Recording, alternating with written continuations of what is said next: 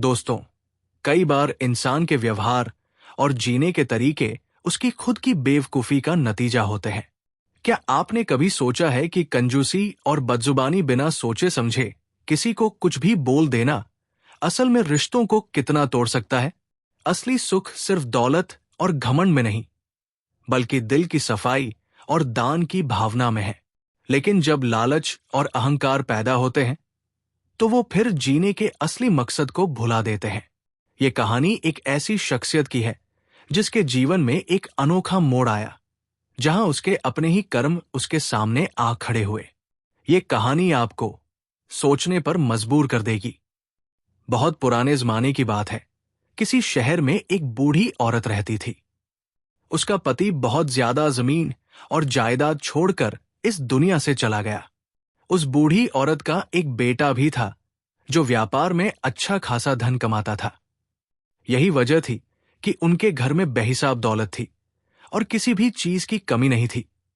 लेकिन वो बूढ़ी औरत बहुत कंजूस और बदजुबान थी। बिना किसी बात के वो अक्सर आसमान सिर पर उठा लेती थी और पूरा मोहल्ला उसकी आवाजें सुनता था। हर किसी के साथ झगड़ा करना उसका रोज का काम था। बेटा बहुत समझदार और नेकदिल इंसान था। वो गरीबों, बेचारों और जरूरतमंदों की मदद करता था। अक्सर वो अपनी मां को समझाता था कि मां, तुम्हें घर में किस चीज की कमी है? भगवान ने जो कुछ दिया है वो सब है, फिर भी तुम इतनी कंजूसी क्यों करती हो? ये दौलत जमा करके कोई भी अपने साथ नहीं ले जाता, बल्कि नेकियां और अच्छे कर्म इंसान के साथ जाते हैं। मां, तुम्हें पैसे और दौलत जमा करने की चिंता छोड़ देनी चाहिए। तुम लोगों की मदद किया करो, सेवा किया करो और किसी का दिल मत दुखाया करो। सबसे प्यार से बात किया करो। लेकिन उस बूढ़ी औरत को अपने बेटे की ये बातें बुरी लगती थी। वो हमेशा कहती थी कि मेरा बेटा बहुत बेवकूफ और फिजूल खर्च है, इसलिए वो ऐसी बकवास बातें करता है। मैं कंजूसी कब करती हूं? मैं तो अपने बेटे की तरह बचत करती हूं। मैं लोगों के बीच अपना पैसा नहीं उड़ाती और नहीं इसे बर्बाद करती हूं। ऊंची आवाज में बूढ़ी मां ये भी कहती कि मैं बदजुबान कब हूं? मैं तो हमेशा सच की बात करती हूं। अब अगर सच कहने से किसी का दिल दुखता है तो दुखता रहे, क्योंकि सच तो भाई कड़वा ही होता है। अपनी मां का ये रवैया देखकर आखिरकार बेटे ने उसे कुछ समझाना ही छोड़ दिया। उसने सोचा कि मां अपनी आदतें छोड़ने वाली नहीं है, इसलिए जो उसके मन में आए वही करेगी। लेकिन फिर भी उसे इस बात की चिंता रहती थी कि मेरी मां गरीबों और जरूरतमंदों की मदद नहीं करती, कोई दान पुण्य नहीं करती, बल्कि उनके साथ बुरा व्यवहार करती है। फिर एक दिन उसे पता चला कि गांव के बाहर कोई महात्मा आए हैं। वो बुजुर्ग महात्मा बहुत ही नेकदिल और रब के भक्त थे और रात भर इबादत में लीन रहते थे। उन्होंने गांव के बाहर नदी के किनारे अपना डेरा लगाया हुआ था।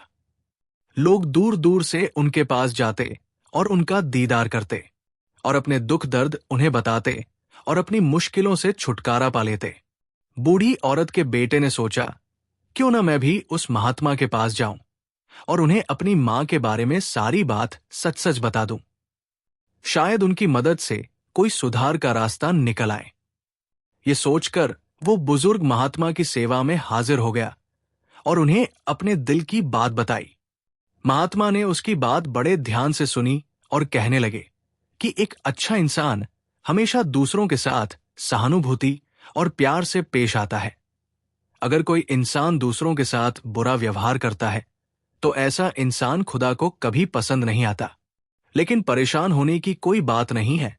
तुम नेक इरादे के साथ आए हो, इसलिए मैं पूरी कोशिश करूंगा कि तुम्हारी मां कंजूसी और बुरी जुबान जैसी बुराइयों से छुटकारा पा सके। उस बूढ़ी औरत के बेटे को महात्मा की ये बातें सुनकर बहुत उम्मीद मिली। उसने उनका शुक्रिया अदा करते हुए अपने घर लौट आया। फिर अगले दिन वो महात्मा एक फकीर के रूप में बूढ़ी औरत के घर के सामने पहुंच गए। उन्होंने जोर से आवाज लगाई और बूढ़ी मां के घर का दरवाजा खटखटाने लगे। वो कहने लगे कि कोई है जो इस फकीर की मदद करे। जब वो औरत दरवाजे पर आई तो फकीर ने अपना कटोरा उसके सामने कर दिया और कहने लगा, हे माई, भगवान के लिए कुछ डाल दे। फकीर की ये बात सुनकर बूढ़ी औरत गुस्से में आ गई और कहने लगी, भगवान की कसम, तू खुद एक बूढ़ा है, कब्र में पैर लटकाए बैठा है और मुझे माई कहता है, तुझे शर्म नहीं आती? फकीर ने मुस्कुराते हुए कहा, अल्लाह तेरी उम्र में बरकत दे, मुझसे गलती हो गई जो मैंने तुझे माई कह दिया। तू तो वाकई में मुझसे उम्र में छोटी है, मुझे माफ कर दे और अपना दिल साफ कर ले। फिर फकीर ने कहा, बेटी, खुदा के नाम पर मुझे कुछ भिक्षा दे दे।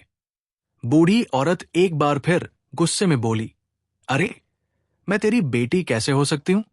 अंधा तो नहीं है जो एक भिखारी मुझे बेटी कहता है। तेरी हिम्मत कैसे हुई? फकीर घबरा गया और कहने लगा, माफ करना, सच में मुझसे गलती हो गई जो मैंने तुम्हें बेटी कह दिया। इस तरह की औरत, खुदा के नाम पर मुझे कुछ दान दे दे। बूढ़ी औरत ये सुनकर फिर गुस्से से भड़क गई और पैर पटकते हुए बोली, तेरे मुंह में खाक, मैं मर गई हूं जो तू ऐसा बोलता है। तूने ये हिम्मत कैसे की? बूढ़ी औरत गुस्से में बोली। उसने घबरा कर कहा, नहीं नहीं, भगवान ना करे, मेरा वो मतलब नहीं था। मुझे एक बार फिर माफ कर दे, खुदा तेरा भला करे, तेरी उम्र लंबी हो। अरे भली बीबी, मैं तो 2 दिन से भूखा हूं, भगवान के नाम पर मुझे एक रोटी और एक चम्मच सब्जी दे दे। फकीर ने कहा। इस बार फकीर की दी हुई दुआओं ने बूढ़ी औरत के दिल पर ऐसा असर किया कि उसने फकीर को गालियां नहीं दी, बस नाराज होकर इतना ही बोली, तुझे शर्म नहीं आती? मैं खुद बुढ़िया हूं, तुझे क्या लगता है मैं बेवकूफ हूं जो मुझसे रोटी और सब्जी मांगता है? घर में कोई लंगर है, चल अब यहां से दूर चला जा और अपना रास्ता ले। बूढ़ी औरत गुस्से में बोली। फकीर यह सुनकर समझ गया कि उसका बेटा वाकई सही था।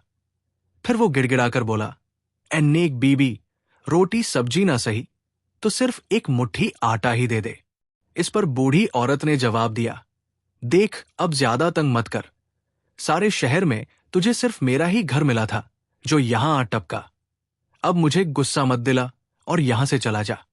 फकीर ने सोचा कि ये बूढ़ी कुछ देने वाली नहीं है, लेकिन वो भी इससे कुछ लिए बिना नहीं जाना चाहता था।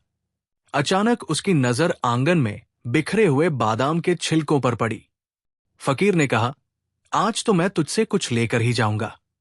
अच्छा, चल, आटा न सही, बादाम के छिलके ही दे दे। ये सुनकर कंजूस बूढ़ी औरत बोली, तुझे क्या लगता है ये बादाम के छिलके मैं बिना मतलब के फेंक रही हूं? मैं तो इन्हें पीस कर अपने दांतों का मंजन बनाती हूं।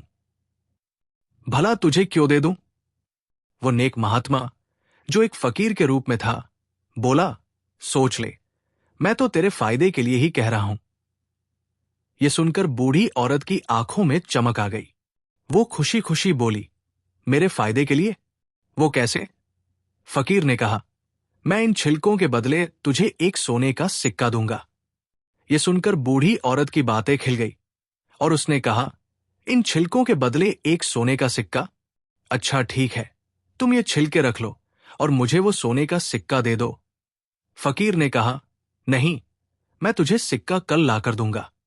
यह सुनकर बूढ़ी औरत ने फकीर पर तंज कसते हुए कहा, कल कहाँ लाएगा? क्या रात को कहीं चोरी करेगा? फकीर बोला, तौबा तौबा, मैं चोरी क्यों करूंगा? बात यह है कि मैं हर रात कब्रिस्तान जाता हूं, वहां रात भर एक कब्र के पास लेटा रहता हूं और सुबह पता नहीं कौन मेरे पास 5 सोने के सिक्के रख जाता है। तो कल मैं तुम्हें सोने का सिक्का लाकर दूंगा, बस ये बादाम के छिलके मुझे दे दो। जब बूढ़ी औरत ने फकीर की ये बात सुनी तो उसने बेताबी से पूछा, अच्छा सुनो, अगर मैं भी उस कब्र के पास रात बिताऊं तो क्या मुझे भी सोने के सिक्के मिलेंगे? फकीर ने कहा, क्यों नहीं, जरूर मिलेंगे, छिलके मुझे दे दो। फकीर ने फिर कहा। फिर वो बूढ़ी औरत तुरंत आगे बढ़ी, बादाम के छिलके उठाए और फकीर को दे दिए और बोली, लो बाबा, रब ने मुझे इतना बड़ा दिल दिया है कि मुझे किसी की जरूरत सहन नहीं होती। इस पर फकीर ने औरत से कहा, पर तुम तो कुछ समय पहले ये छिलके मंजन बनाने के लिए रखे थे। बूढ़ी औरत मुस्कुराते हुए बोली, मंजन बनाकर मैं क्या करूंगी? मेरे मुंह में तो दांत ही नहीं है। अब फकीर ने उससे बादाम के छिलके लेते हुए कहा, मैं कल सुबह आकर तुम्हें एक सोने का सिक्का दूंगा। बूढ़ी औरत तुरंत कहने लगी, नहीं नहीं, सिक्का देने की कोई जरूरत नहीं है। रब के नाम पर जो चीज दी जाती है उसकी कीमत मैं नहीं लेती। तुम सिर्फ एक बात मान लो कि आज तुम कब्रिस्तान मत जाओ। तुम्हारी जगह आज मैं वहां जाऊंगी। फकीर ने उसकी बात मान ली और दुआ करते हुए वहां से चला गया। बूढ़ी औरत के दिल में अब लड्डू फूट रहे थे। वो सोच रही थी कि उसने फकीर को बेवकूफ बना दिया है और अब वो हर रोज कब्रिस्तान जाकर वहां से सोने के सिक्के लाएगी। जब रात हुई तो बूढ़ी औरत कांपते हुए कदमों से कब्रिस्तान पहुंच गई। वो एक पुरानी कब्र के पास जाकर लेट गई। वहां लेटते लेटते बहुत देर हो गई और उसे जंगल के जानवरों की आवाजें आने लगी। डर के मारे अब बूढ़ी औरत की हालत भी बहुत खराब हो गई थी। लेकिन 5 सोने के सिक्के पाने के लालच में वो कब्र के पास ही लेटी रही। इसी तरह लेटते लेटते आधी रात गुजर गई। अब बूढ़ी औरत को अचानक नींद आने लगी और वो वहीं सो गई। जब वो सोई तो उसने एक सपना देखा कि वो एक कब्र में पड़ी है। अचानक एक तेज आवाज आई। जैसे बिजल उसने सपने में देखा कि कब्र का एक हिस्सा रोशन हो गया। उस रोशनी में अचानक एक आदमी प्रकट हुआ जिसकी आंखें लाल थी और चेहरा गुस्से से भरा हुआ था। उसका चेहरा ऐसा था मानो कोई जिन्न या देवदूत हो। बूढ़ी औरत ये मंजर देखकर डर के मारे थरथर कांपने लगी। वो आदमी उसकी तरफ बढ़ते हुए गरजदार आवाज में बोला, तू कंजूसी और लालच के चक्कर में पड़कर कभी किसी के साथ भलाई या नेकी नहीं की। तूने कभी किसी की मदद नहीं की, बस अपनी जुबान से लोगों के दिल दुखाए। इसके बदले अब तुझे हमेशा कब्र का दंड सहना पड़ेगा। ये कहकर उस खौफनाक आदमी ने अपने कंधे से एक थैली उतारी और उसे उल्टा करके झाड़ दिया। उस थैली में से कई सांप और बिच्छू नीचे गिर पड़े और रेंगते हुए बूढ़ी औरत की तरफ बढ़ने लगे। अब वो औरत और भी घबरा गई और डर के मारे चिल्लाने लगी। उस आदमी ने कहा, अगर तूने किसी के साथ भलाई की होती तो वो नेकी तेरे काम आती। ये कहने के बाद वो शख्स वहां से गायब हो गया और अब सांप और बिच्छू बूढ़ी औरत के बहुत करीब पहुंच चुके थे। सपने में वो औरत डर के मारे कांपने और चिल्लाने लगी, खुदा के लिए कोई तो मुझे बचा लो। फिर कब्र के रोशन हिस्से से अचानक एक और शख्स सामने आया। वो देखने में बहुत मासूम और कोई फरिश्ता लग रहा था। उसके नूरानी चेहरे पर सफेद दाढ़ी थी। उस नूरानी चेहरे वाले ने बहुत ही मीठी आवाज में बूढ़ी औरत से कहा, डरो मत, ये सांप और बिच्छू तुम्हारा कुछ नहीं बिगाड़ सकते। अपनी जिंदगी में तुमने बस एक ही नेक काम किया है और आज वही तुम्हारे काम आएगी। ये कहते हुए उसने अपने कंधे पर लटकी हुई थैली में हाथ मारा और उसमें से कोई चीज निकालकर बूढ़ी मां की तरफ फेंक दी। अचानक बूढ़ी की आंखों के आगे सब कुछ गायब हो गया। जब बूढ़ी औरत ने देखा तो हैरान रह गई। ये तो वही बादाम के छिलके थे जो उसने अपने दरवाजे पर आए फकीर को दिए थे। जब सांप और बिच्छू बूढ़ी औरत को डंक मारने लगे तो वो बादाम के छिलके उड़ाकर उनके मुंह पर गिर गए। इस तरह दान में दिए गए बादाम के छिलकों ने बूढ़ी औरत को अजीब तरीके से बचा लिया। फिर अचानक बूढ़ी औरत की आंख खुल गई। वो थरथर कांप रही थी और उसका शरीर सिर से लेकर पैरों तक पसीने से भीगा हुआ था। इधर बूढ़ी औरत का बेटा उसे ढूंढता हुआ कब्रिस्तान तक पहुंच गया। उसने देखा कि उसकी मां एक पुरानी कब्र के पास लेटी हुई है। वो बहुत ही डरी हुई और कमजोर लग रही थी। उसका बेटा अपनी मां को इस हालत में देखकर रोने लगा। उसने अपनी मां को बाहों में उठाया और घर वापस ले आया। इस हादसे के बाद वो बूढ़ी औरत पूरी तरह बदल चुकी थी। उसने अपनी कंजूसी की आदत छोड़ दी और पहले की तरह लालची नहीं रही। अब कोई भी फकीर या जरूरतमंद उसके दरवाजे पर आता तो कभी खाली हाथ नहीं जाता था। वो बूढ़ी औरत जब तक जिंदा रही सबके साथ प्यार और नरमी से पेश आती रही। दोस्तों, इंसान के जीवन का सबसे बड़ा धन नेक कर्म ही होते हैं। दौलत और धन तो यही रह जाते हैं, पर किए हुए नेक काम मौत के बाद भी साथ देते हैं। ये कहानी हमें सिखाती है कि कंजूसी और लालच सिर्फ दुख और पछतावे की वजह बनते हैं। दान, प्यार और समर्पण समाज में इज्जत लाते हैं और भगवान के सच्चे दरबार में भी ऊंचा दर्जा दिलाते हैं। इस कहानी का सार यह है कि हमारे कर्म हमारे सबसे बड़े साथी हैं और जरूरतमंदों के लिए कुछ करके ही असली खुशी मिलती है। दुनिया को अपनी नेकियों से सजाना इंसान की असली जीत है। कुछ पल ही जीवन के अर्थ और दिशा को बदल सकते हैं। जहां लालच और कंजूसी इंसान को मानवता से दूर कर देते हैं, वही दान और अच्छे कर्म उसे करीब लाते हैं। कर्म असली जिंदगी को सच में अमीर बना देते हैं। ये कहानी हमें सिखाती है कि अगर एक छोटी सी भलाई भी सच्चे दिल से की जाए तो वो हमारे अंदर बदलाव की शुरुआत कर सकती है।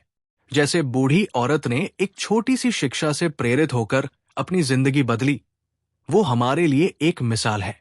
असली जिंदगी की खूबसूरती दिल की नरमी, प्यार और दान में है। इसलिए कहते हैं, नेकी कर, दरिया में डाल। मुझे उम्मीद है कि आप इस कहानी से मिली सीख को समझकर अपनी जिंदगी में भी इन बातों को अपनाएंगे।